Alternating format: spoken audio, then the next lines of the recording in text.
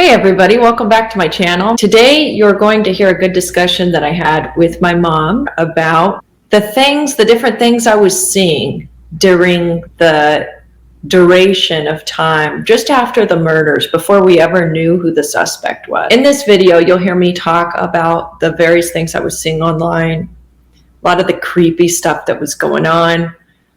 Some that still, cannot be substantiated. It's just simply things that I was seeing that was really concerning. Overall, it should be a good discussion. So I hope you enjoy it. Don't forget to give it a like if you can, and subscribe if you haven't yet. Also, I want to thank today's sponsor, Toon Blast, for sponsoring this video, but more on that in a little bit. So I wanted to get some of her insight. She does have a background in actually in court. How many years did you work for the court? Oh, 17 it was 17 years. Yeah. So sometime in criminal court and Okay. then in family court. That's right. Okay. So when I was a kid, one of the most notable memories I have is when the O.J. Simpson trial was going on. And my mom was so obsessed with that trial. I've never seen her get into a criminal case except for that. Mm-hmm. Well, maybe Lacey Peterson too. Yeah. And Natalie Holloway. Okay, I'll be fair. Definitely those other two. But with O.J. Simpson, she was so drawn to that case that she would bring in, and this is what, 1995? Oh, yeah. This is 1995, and she would bring in this TV to her job, which was at the court. She was criminal court, and it was like this big. It was what, like an 8-inch screen? Yeah, we were on break. Everybody was tuned in. Yeah, we just had to know what's going on next. Yeah, so. I remember Bring Your Daughter to Work Day too. Yeah, and that's when I saw her TV, and I just thought that was the coolest thing, because that's long before the world we live in today, where you have a screen always in front of you. Yeah. You can watch anything at any time. But back then, that's how she watched the O.J. Simpson trial. I just thought that was really neat. She has kind of an understanding of how trials work, of how criminal proceedings work, and she sees with the Bryan Kohberger case that Dylan's testimony, the roommate's testimony and her description of Bryan Kohberger, well, I'll let her say. Yeah. You and I were talking about this, and you said that you felt like that was going to be a problem when it comes down to court.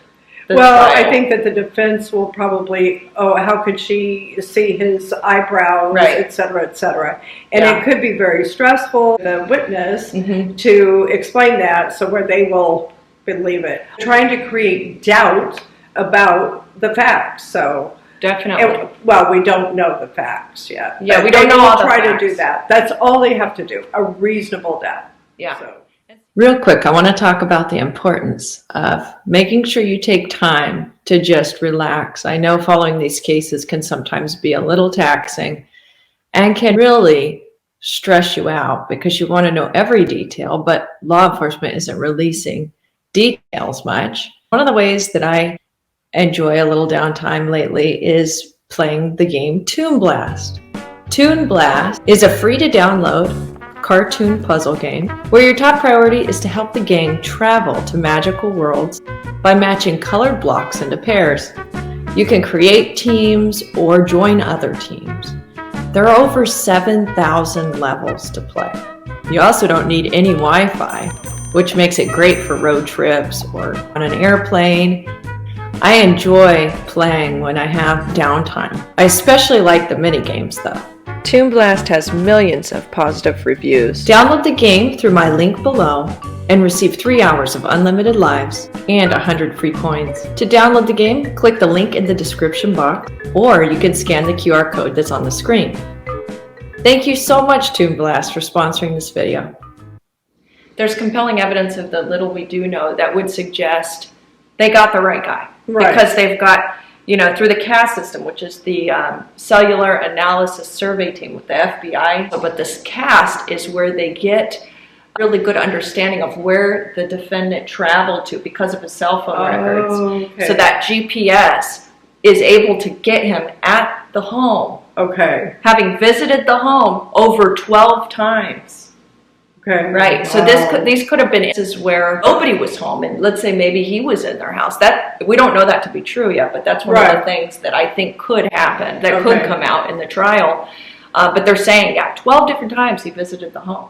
Wow, and that Right. doesn't necessarily mean inside the home. Right, it could be but- stalking. It could Oh, be, my. in the way that home is structured, it is like a literal fishbowl. I mean, you can see any window pretty much and get a good idea of what's going on in Wow, the I place. didn't realize that. Oh yeah, I'll have to show you some more pictures, but it's a stalker's paradise. Yeah. You know, and very early on, there were some photos that surfaced on, you know what 4chan is? It's the dark web, or? Well, it's not the dark web, but it's a very bizarre site where people can post anything. Okay. There are no rules or regulations there. Wow. And there was somebody, or maybe a couple people, I don't really know, that posted a photo of what many believed could have been Kaylee, one of the victims. Right. Through the window, undressing, Oh, like in a bra. We still don't know if my. it was for sure her, but it Right. looked like it could have been her. And it would make sense because I think you could even see into the bedrooms, the bathrooms. So you're saying that he possibly He possibly could have been posted on 4chan. exactly Good to know. on yeah. 4chan, yeah. And I wonder if that will be admissible, who has that information, et cetera, et cetera. And the thing is, it hasn't even come out in any of the filings. You know, Yeah. because online they post all the filings. Well, they and would stuff. have to prove it was him that Exactly. did it. No, but there were a lot of bizarre things I was finding during that time frame. Another thing I never told you was I was seeing on 4chan animal abuse. I saw somebody drilling into the of a monkey. It was of a monkey. Oh my God. It made me so sick. I thought who could post this first of all, but the person who posted it had to have been really sick in the That head is just themselves. evil. And And there's nobody monitoring 4chan. no, well, not that I know of. No. That's so Mhm. weird. Yeah, it Oh was my. horrible. And so during that time, we kind of already had an idea that this guy had to have been a sick dude because Obvious. for people in general, but that it was the brutality of how they were killed too. Mm-hmm. And see, Kaylee and Maddie, they were best friends and they were sleeping in the same bed Right. when the killer came in. Yeah, I remember and knifed that them. info. And then Xana and Ethan, they were a couple. They'd been together maybe almost a year, and they were sleeping in the same bed when he came in and killed them. Oh, man. So we still don't even know who were the actual targets. It seems like it could have been one from each floor. So maybe it was Maddie on top and Xana on the bottom floor. Oh, because my. why did he get both floors? Yeah. And then for the roommates to survive, why did they survive? There's all these questions. Wasn't I remember Yeah. the gal on the bottom floor, Mhm. her door was locked, correct? Yes, is that- allegedly that's the truth. But see, Okay. there's also lots of questions to that because, Sure. okay, in the probable cause affidavit, it talks about Dylan's location. That Dylan, you know, the female that identified him, that Yeah, said he had okay. the bushy Right, eyebrows, right. that she was actually on the second floor, which would have put her within a stone's reach of where Xana and Ethan were murdered. How could she not hear them? As I was editing this video, I came across this screenshot while looking through my phone, through old screenshots. This is from December 22nd at 9:36 p.m. in the evening. It says, letting y'all know this because I've been following this for a week. I've been brainstorming with a friend of Xana, and as of now, we believe that the killer was a man wearing all black and a mask. My source comes from Dylan, who she herself said she saw him quickly outside her basement window, and he didn't see her. She ran to Beth's room because she was scared, but I don't think she knew the severity. Multiple friends have also said that Kaylee had been stalked 5 weeks ago at Winco's, and that there may be footage there, and also Kaylee again got stalked while walking her dog Murphy. And then to top it all off, weeks ago, the sliding glass door at the house was found open. The killer seems to have treated this as a hunt. Everything I found, I forwarded to the tip line. If there's any and all information that you want the authorities to know, I've been piecing a timeline of events since Sunday. Initially, we did not know whose blood we saw leaking out of the house, but after much research, I'm sad to say it was most likely Ethan and Xana's blood. We know Xana went down fighting possibly Ethan too. I think this is super interesting. I collected this on December 22nd, but I don't know when the post is actually from. I think it's very reliable because this is a week before Brian Koberger is ever even arrested, and this is 2 weeks before we ever see the arrest affidavit that puts Dylan on the second floor, seeing the killer, And in this post, it talks about her going to Beth's room, which is down in the basement. So I think ultimately Dylan first saw him on the second floor, then traveled down to the first floor and hunkered down with Beth. Right. Right? It's literally down the hall. It's from us right now to my bedroom, which is just right over there. So she wasn't on the first floor. Is That's the thing, is we really don't know, because they put her at the location of the second floor when in reality, it sounded all along like she was on the first floor with the other roommate, which was Bethany. In what I read Right. in the media, it said that she was on the first floor and Right. sleeping. Right, and that the door was locked. But see, after the affidavit came out, everything that we thought we knew okay. went to dust. Okay. It was like totally different, you know. It's And like, I bet she's whoa. majorly traumatized. And Yes. Do you think it's possible? What if Brian knew one of the roommates and that's why they were spared? Do you think there's any possibility? I really don't, because Okay. I don't know that part of it. All I read. A lot of people think that that could have been why they were spared. Is maybe he liked them, knew them in passing, but he really had something against the other roommates. Okay. So whether that's true or not, we don't know. Yeah. We won't know till trial. But I I've hope thought that strongly. who the investigators are will look into all these things. Oh, yeah. And the Fortran. I mean, Yes. surely the FBI would have a way of finding that out. I would think so, with the computer, you know, Yeah. their ability to track Analysis. info and usernames and stuff on the computer. Yeah. I would think they could. But But- see, nothing's ever come up saying 4chan in all of the motions, all of the filings. They have put out, motions about Meta, which is Facebook, Yeah. and Instagram, and Snapchat, all these different Right. networks, social media networks, but never anything on 4chan. So I wonder, was that really him that I was seeing the weird stuff from, or was it somebody taking advantage of the situation, putting out disgusting, horrible stuff? And they thought Terrified. he has a partner in all this. Star Magazine, I think it was Star. Yeah, Star Magazine. About 5 days to even a week before we ever found out who the alleged killer was, Yeah. they did this big thing on the Idaho murders, and on the front of the magazine it said, he did not act alone, and did not act alone was in quotes. Yeah. But they've never showed any, So they have nothing. they have nothing. It's I think it just was to sell a story. Yeah. Clickbait. Honestly, I think it was a person acting alone. I think it was probably Brian acting alone. And this actually gets me to my next point. Do you know what Reddit is? Yes. Okay. Yes. Okay. So Reddit, anybody can post, Mhm. and it attracts a lot of people, just kind of almost like 4chan, to post freely about what their opinion is of different cases and whatever. Well, there was an Idaho murders or Reddit thread, I should say. Okay. And there was a person or a username called Inside Looking. That's what they went by. Okay. This person knew all the details long before they were released. That it was a one-person, one-knife murder. The order of the killings, how they killed them, the entryway and exit way of the home. At certain points, this user is even saying, like, I can prove to you that that's the shoe print or the footprint or whatever of the killer. Like, we're talking very definitive, persistent, very detailed postings. And I think if it wasn't the killer, I believe it could have been like law enforcement, because this person knew so much at a time when we didn't know diddly. And so is I can go through some of the posts. Is Reddit included Yes, it in is. It is. Okay. But see, Brian was also posting under another name, which was the actual username was Criminology Student. But that's easy enough for them to figure out. So it's possible he was posting under different names, is my opinion. That's first degree. Yeah. And is there a death penalty in Idaho? They are pursuing the death penalty. Good. Yeah. Through some Google searches, that one of the conversations, it was a chat that this user, Inside Looking, had with a random person who would have emailed them. And that random person screenshotted this and posted it after the alleged suspect was found and arrested. And so this person released their conversation with Inside Looking.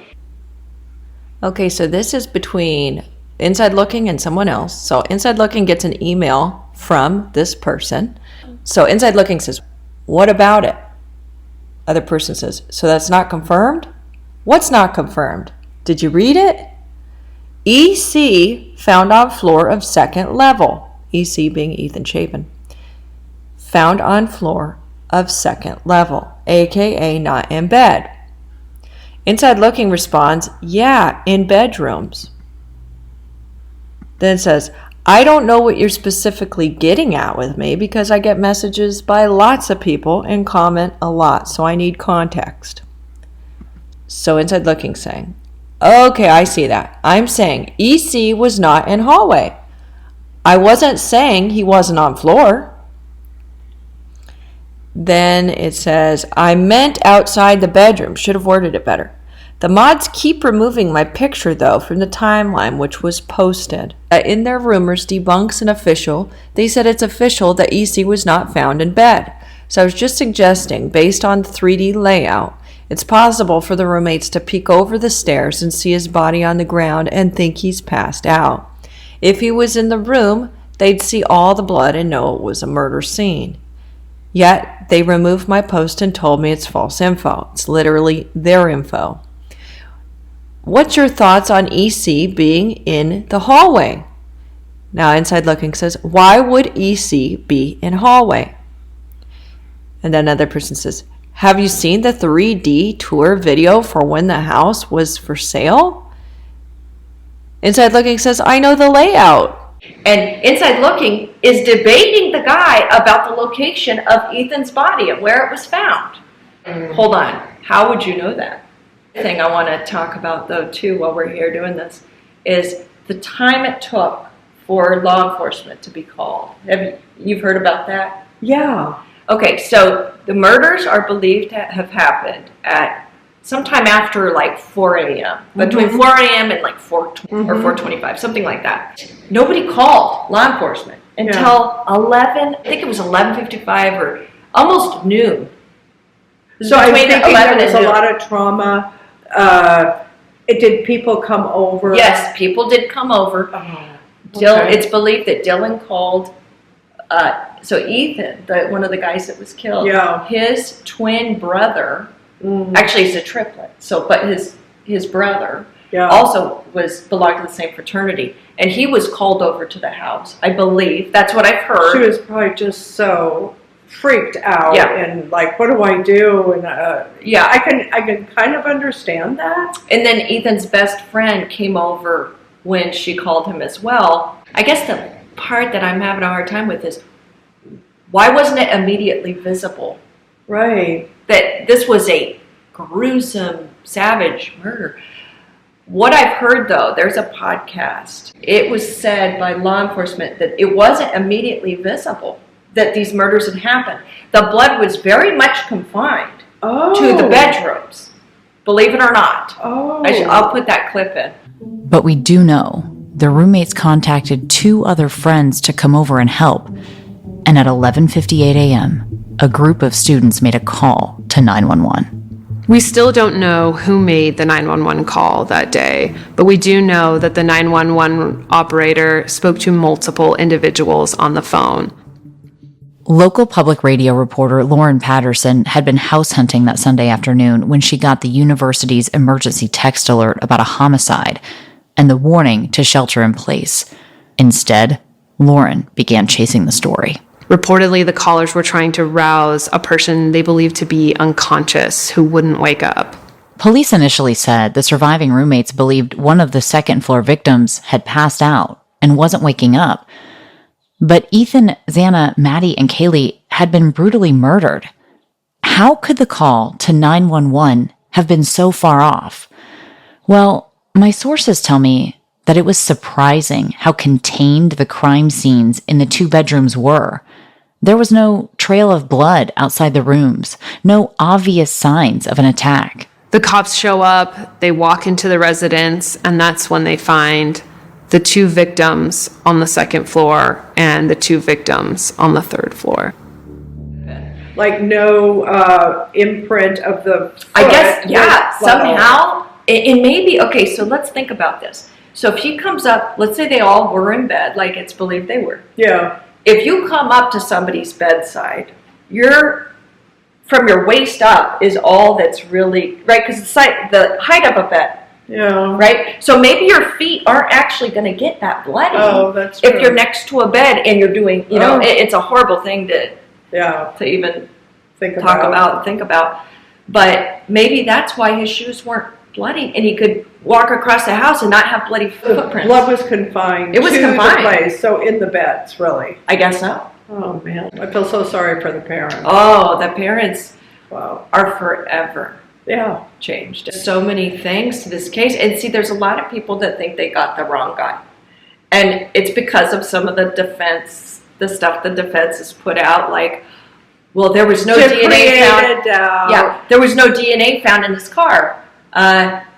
In my opinion, and I've talked about this before, that doesn't seem that hard to do. Right. Right? If you, let's say that you so planned this out. Did he wipe his car? Well, here's what I think he did. I think he must have put it could have even been a tarp. It could have been trash bags cut. So he layered from his floorboards down all the way up to his seat. Mm-hmm. He could have layered it with garbage bags, which would probably make for zero DNA transfer and zero blood transfer. Another thing he could have done is, let's say that on the final killing there was blood on his feet. He could have taken his shoes off. He could have bagged them. He was well studied. Oh, he was well studied to do this, and it was some psycho planning. And one thing real quick is back to the inside looking account. At one point, this user says, I am 100% sure the killer is on these threads. 100% sure. Are we thinking he did that and wants to be caught? I believe he might have wanted to be caught. And I know that sounds nutty, but he wanted to take a bow for... They say that's true. Yeah, I think he did. Do you think he had killed other people? Were they looking into other murders? They have been in his hometown. There was actually a lady, Dana Smethers, who disappeared maybe May of 22. Yeah, no, it was 2022. And she was mother of 2 or 3. She was a grandmother, I think, even.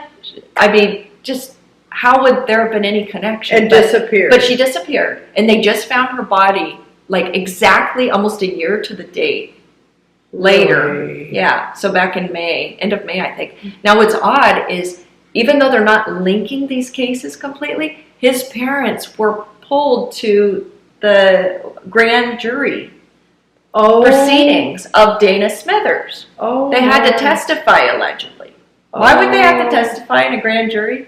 I don't know. If there's no connection?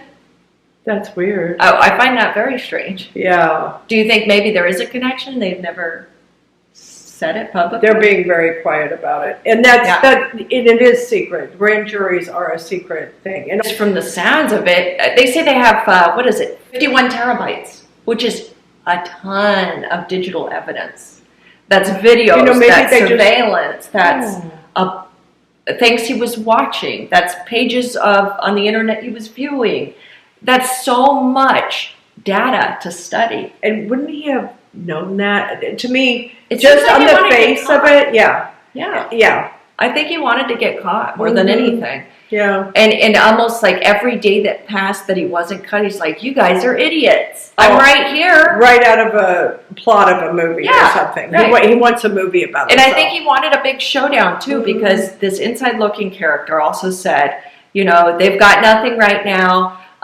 The car is related, because remember they put out the notice of the Hyundai Elantra, that it was the car in question, that they thought that was the killer's car. Yeah. So in one post they said, Hyundai is connected, and there will be, they'll first find the car, and then there's going to be a manhunt. So I almost think he wanted that manhunt. He wanted to be on the run, and he also being chased by because he's kind of clever. Yes, I think that he might have done certain things to misdirect. Yes, so to make it kind of hard. Yeah, obviously for the prosecution. Very possible. So he's just fun and games. This guy. I think so. Oh. But what's so nutty about all this is he comes from a very decent family, seemingly. Well, Mom, dad, 2 sisters, Yeah. both older than him. He was the baby of the group, of the perhaps siblings. spoiled. Could have been. He could have been spoiled. He could have been enabled. In high school, he did really well in school, but I guess whether it was his junior or his senior year, he dropped out or continued online or something like that. Yeah. So he was taking an ROTC course where he's actually seen doing push-ups in his high school yearbook and stuff. Then after he got kicked out of that program, it's believed maybe he had harassed a female or something. That's really a tight-lipped situation as to why did he get booted out of that program. Right. We don't know. Yeah, that could come out. Maybe. It could come out. Except he was a minor, so I don't know. So maybe not. But also, after that, he then took a HVAC course or class, which happens to be what his dad is really very proficient in. It sounds like he has a history of being very weird with females, even when he was a teacher's aide, basically. And some of the females, I guess, were reporting that he was being weird with them. He would try to have late night meetings with them in his office. Even reportedly, followed a female. A place where he only spent a few short months in the fall of 2022. The fellow PhD student agreed to speak with me on the record, but she didn't want me to include her name or voice in the podcast. It's a small program, and they've felt under siege from public interest in the case since Kohberger's arrest. Yet, she did have some things she wanted to tell me. From the beginning, she says Kohberger seemed to have a hard time fitting in. Where his master's professor at DeSales gave him high marks, this fellow PhD student at WSU described Kohberger as difficult and unpleasant to work with. She said he was sometimes rude and condescending. She remembers a few times that he became angry over seemingly minor issues, like being docked a point or 2 in class. On these occasions, she said, Kohberger's face would turn bright red, and he clenched his fists until his knuckles turned white. I spoke with a second colleague from the PhD program. First PhD student told me that Kohberger lacked respect for people's boundaries. In one instance, Kohberger apparently developed a crush on another classmate, repeatedly asking her out and staring at her. This allegedly made her so uncomfortable that the other students made a point of never leaving the 2 of them alone together. According to the PhD student I spoke to, Kohberger's fellow PhD students began tracking his behavior that bothered them, especially what they saw as disrespect toward female professors. They wrote down how many times he interrupted female professors or skipped their classes. They called it the Brian Tally. Kohberger's classmate told me they thought something was off. As a group, they were raising red flags and telling higher-ups. The university can't speak due to privacy concerns, but we know Kohberger would later face repercussions. In Kohberger's job as a teaching assistant, the fellow PhD student we spoke with told us Kohberger held his office hours at unusual times, sometimes late into the evening rather than the more typical daytime hours. She began sticking around after some of her students complained that he would make them feel uncomfortable during their meetings. Students alleged Kohberger closed the door, which is against protocol, or placed himself between the student and the exit, so they felt compelled to stay in his office. There's so many things I've heard. And see, a lot of people dismiss it as, it's BS. But honestly, I think a lot of this stuff is going to come out as the truth. Yeah. Thank you so much for watching today's video. Again, I want to thank my sponsor, Toon Blast, for sponsoring this video. You can download Toon Blast right now using my link in the description, where you will then be given 3 hours of unlimited lives and 100 free coins. Hope everybody's doing well, and I'll talk to you later. Until next time, bye.